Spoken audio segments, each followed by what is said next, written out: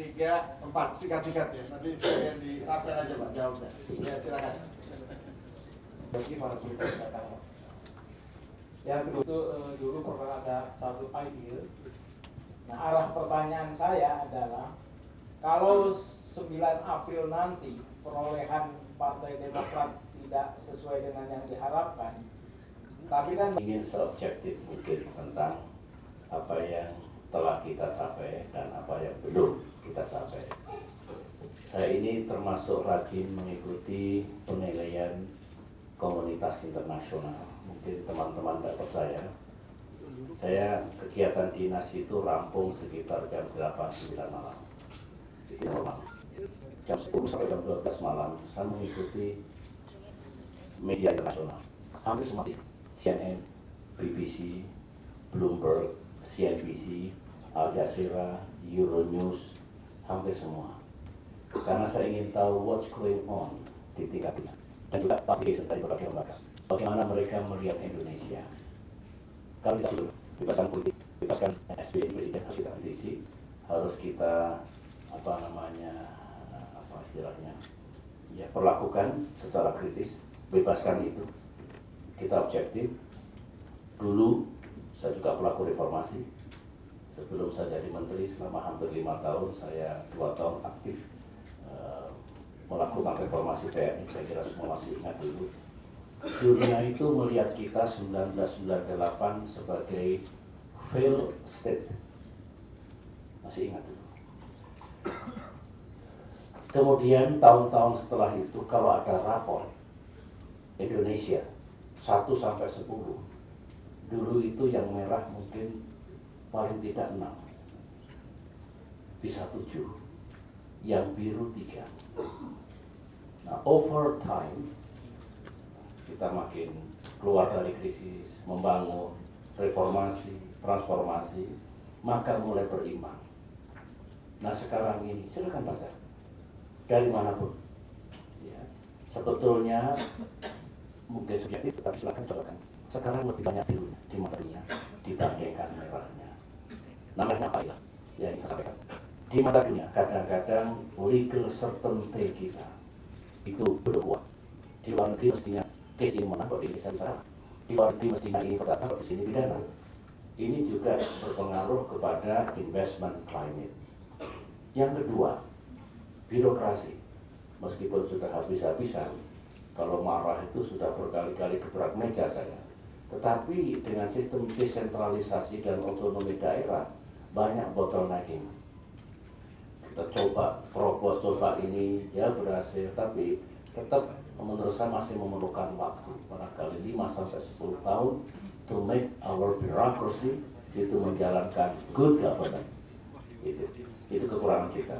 Kekurangan yang lain, meskipun kurang apa KPK, kurang apa kepolisian, kurang apa kejaksaan, kurang apa pengadilan, kurang apa pers, masih ada kasus-kasus korupsi. Korupsi itu di mana-mana. Dulu di Jakarta, karena otoritarian, daerah itu tidak banyak. Sekarang tersebar di daerah karena mereka punya kewenangan. Power tends to corrupt. Absolute power corrupts absolutely. Yang kedua, dulu, mohon maaf ya, kita jujur saja, banyak yang aman. Nggak tersentuh oleh tanah-tanah hukum. Siapa yang aman sekarang? Jadi sebetulnya, on the one hand, paling agresif dalam sejarah Indonesia melakukan korupsi. Dan satu gubernur termasuk KPK.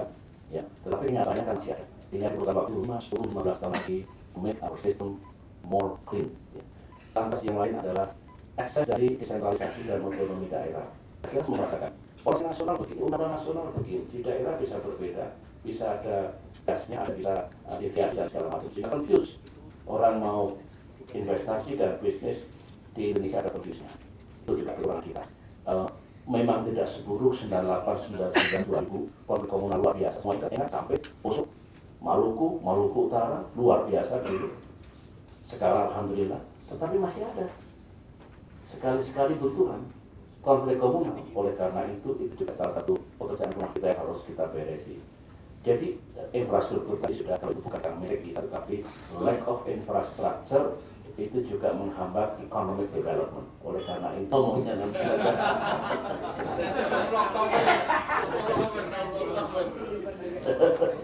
Sebetulnya bukan nyesal, saya manusia biasa. Saya ingin melakukan 10 hal besar. Pasti nanti tidak 10-10-nya bisa dicapai. Mungkin hanya 7 mungkin. Yang 3 bisa, tidak bisa. Nah yang 3 ini setelah saya analisis yang berat. Tidak semudah itu. Tapi mungkin juga dulu ini saya harus kalau saya paksa saja begini, kalau polisi saya pasti ada nanti. Nah itulah memoir saya nanti akan dari situ. Kalau sekarang satukan nanti itu politik kita kampanye itu belum itu sudah itulah sudah melaksanakan ini pasti dilaksanakan.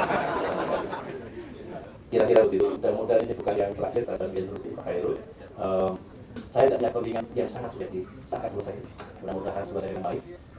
20 Oktober kepentingan saya tadi itu proses dan continuity dan semoga membawa kebaikan bagi kita semua. Terima kasih. Assalamualaikum warahmatullahi wabarakatuh. Saya dan saya yakin juga Pak dengan kebesaran Bapak dan yang kita memberikan untuk semuanya. Terima kasih. Terima kasih Bapak Presiden, dan tadi Bapak Presiden sudah menyampaikan pasti ada di belakang Bapak untuk bagaimana caranya bangsa ini tetap mempunyai progres yang lebih baik.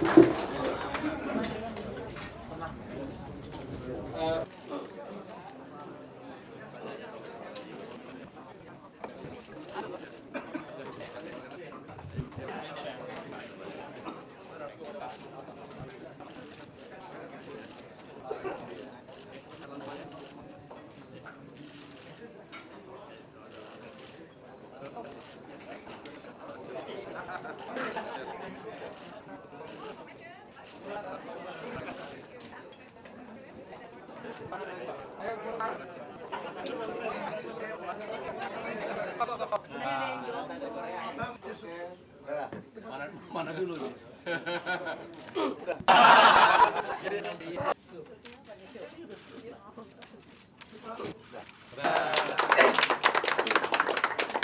Nasi goreng tetap.